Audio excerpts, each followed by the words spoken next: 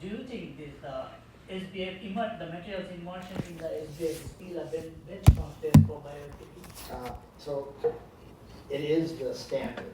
I mean, there is a standard that defines it as if in a simulated body fluid, you can actually form mineral on the surface. So that's been so-called standard, ISO standard definition for what bioactivity is.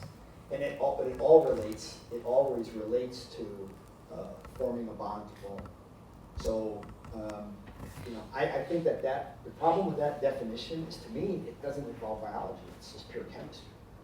And you can actually do the same thing in a phosphate Crawford saline. It doesn't even have to be a simulated body fluid.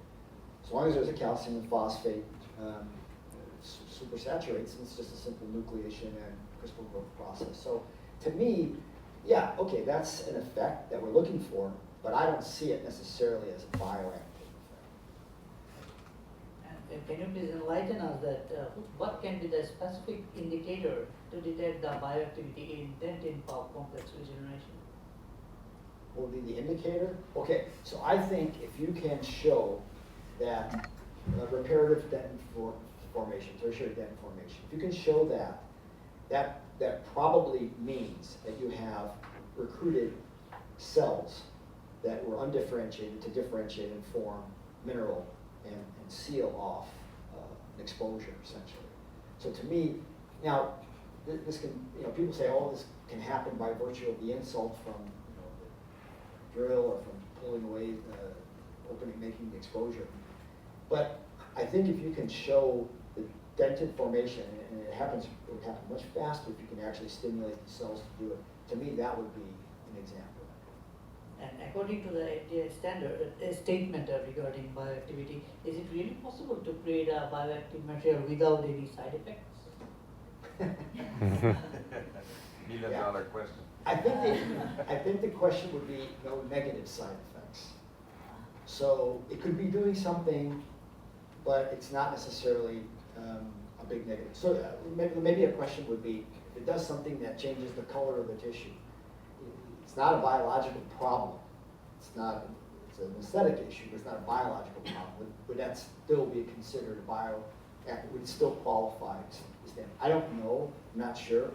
So I think the key is that it should be considered, it's more in the line of a toxic effect on other cells. Because, it's not hard to figure out. If you can kill bacteria with something, you probably can kill mammalian cells as well. So we really don't want to have that happen to any great extent. So I think that's mostly what that's talking about. Thank you so much. You bet. Thank you. Yes. Yes, thank you for a great lecture, Professor Jack. I have a question. I would like to ask your opinion. Why one of bioactive material attracted attention since 2010?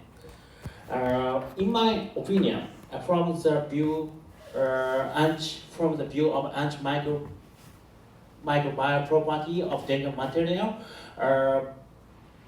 the mechanical property of dental material has been tried to improving, but someone or you, I'm not sure, but realize the limitation of the improving mechanical property of dental material. So that's why to compensate for the mechanical property of dental material like micro leakage to the word of bioactive attracted attention since 2010. What do you think about this view? Okay, I'm not sure exactly. You're saying that the properties of the material may be reduced because of let's say the material's leaching ions or something like that? Yeah. Yeah, and that's always a concern. So I'll give you an example. We put bioactive glass particles into a composite, and we test up to 15% with no negative effect on the properties. We still had other fillers in there as well, but we substituted 15% of the fillers as bioactive glass. Properties were fine, stable over 6 months time period. Okay, we put them in a solution and watched them over time. And we start to see on the surface, on a polished surface, we can start to see that the interface between the particle and the matrix is forming a gap Okay. because it's releasing ions. So you say, okay, well, it was doing what it was supposed to be doing. It's releasing ions. That's why it's like that. But now this is on an occlusal surface. This may be a problem because we've deteriorated the surface. So you're right in that we have to be careful with what we do. You know, will the material be degraded over time in order for it to do the function that we're wanting it to do? And that's the tricky part. So, you know, right now, everybody thinks, okay, if I have a material that's releasing components, then it has to be breaking down, it has to be deteriorating.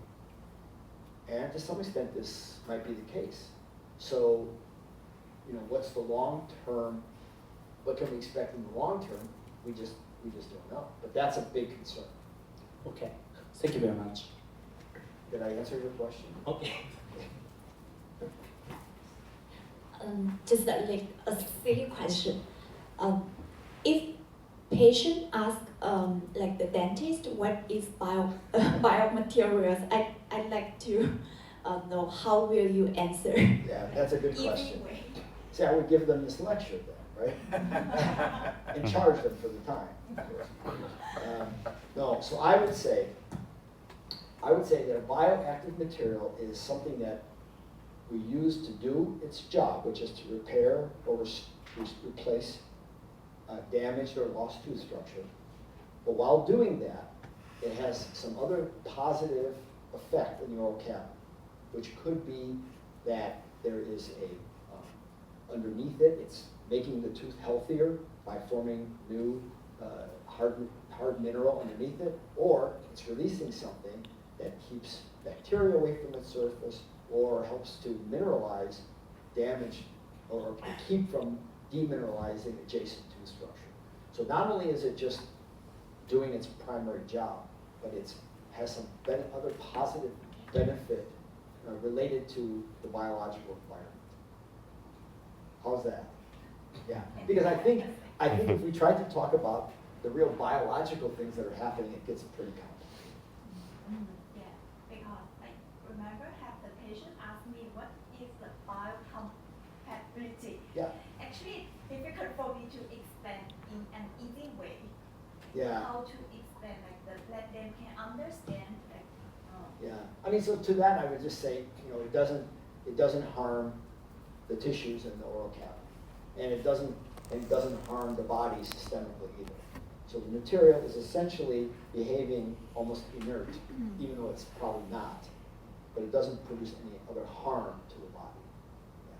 But bioactive is different because we're not just saying that it does that, but we want it to make it do something. So, Thank you. okay. Yes.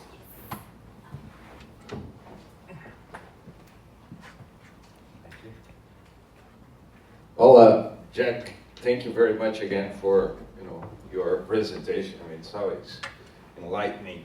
And I've been following, it's not a question, it's just a comment I've been following all these discussions about bioactivity, what is the meaning of it, and you go on. I think what is eventually confusing some of the definitions that we see around is when people say, well, a bioactive nanomaterial is something that restores the missing part of the tooth and so forth. Well, that would be probably a secondary category of like a restorative bioactive material. Because my point is, let's say if we have a varnish, right, a fluoride varnish or something, or maybe a bleaching gel that would eventually cause any activity, they're not restorative, right? They're not, the purpose of them is not restorative. So some of the definitions that we see, it seems like whoever is defining it is always thinking about a restorative material as a dental material. So I think in some point in these definitions, we need to define, well, okay, a dental material, bioactive dental material is one thing.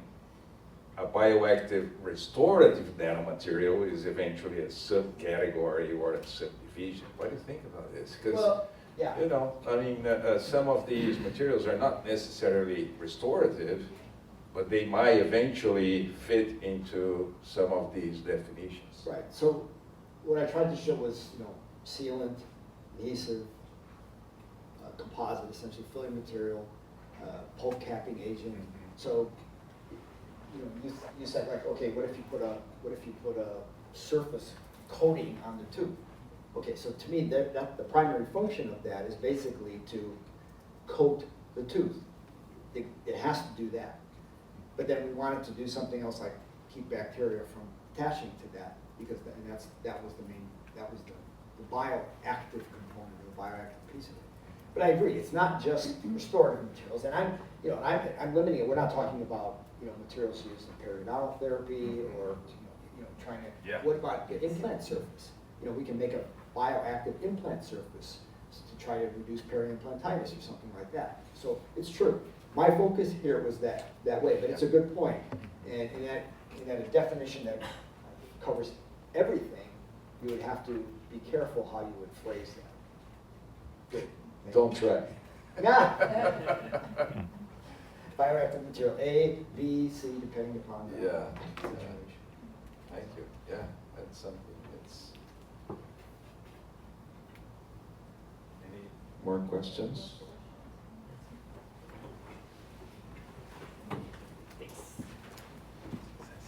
Okay, I want to show you one more slide. Oh. Okay, so what is on the horizon? This is always an interesting thing. So we are always asked, what's going to happen? How long is it going to take? So we have to be predictors of what's going to happen. So the guy said, it's tough to make predictions, especially about the future. This guy, Yogi Berra, was a baseball player for the New York Yankees for many, many years. Then he was a coach, etc. And he had a flair for saying these things that seem strange but are really true. And it's true. It's tough to make predictions, especially about the future. And I just want to show you, in 1954, scientists predicted what a home computer would look like in 1994. Okay? That's what they thought it would look like. So, how could you be more wrong, right? Because you have no concept of it. And so it's so hard to predict what's going to happen, because the technology will change. They were saying, okay, it's 40 years, and this is going to take up your living room, essentially, right? But what do we have? We had, in 1994, this much computing power in just a handheld calculator. Now it's on your smartwatch or whatever. So it's so difficult to sort of predict the future, even though it's fun to try. And in this field, right now where we're in, I see it's a great career time, because I think you have 20 plus years of research in these types of materials moving forward. This is where a lot of the action is in terms of restoratives and adhesives and liners and bases and things like that, in this idea of bioactivity. So think about that. Thank you very much for your very impressive prediction. And it's very tough to make the prediction about the future, but the time is very important. So we keep going and we'll get a good result for your research. Yeah, and you said Yogi is the baseball player, right? Yeah, here's the baseball. Yeah. Yesterday was the very impressive day. Hanshin Tigers is a Japanese baseball team, my favorite team, got the victory. So the team get the victory before 18 years. Yeah, so I'm very happy. That's my job. Thank you very much for your presentation. Thank you. Thank you. Applause, please.